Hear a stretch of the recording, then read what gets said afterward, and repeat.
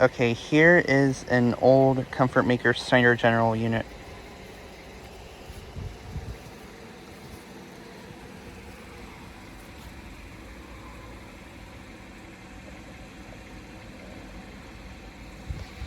This is located at a small car servicing place in my town.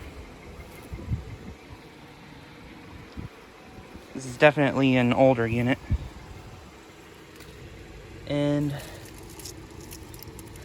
looks like the data's faded on it, so I can't tell how many years or the tonnage is. But I guess this might be like a 3-ton, probably from the 90s or 80s maybe, I don't know.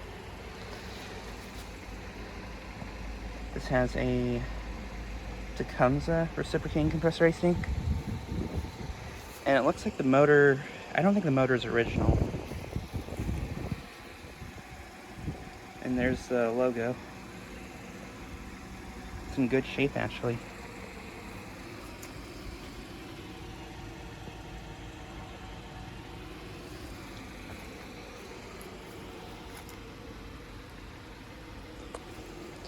But yeah, just thought I'd get a quick video of this unit. Anyways, thanks for watching.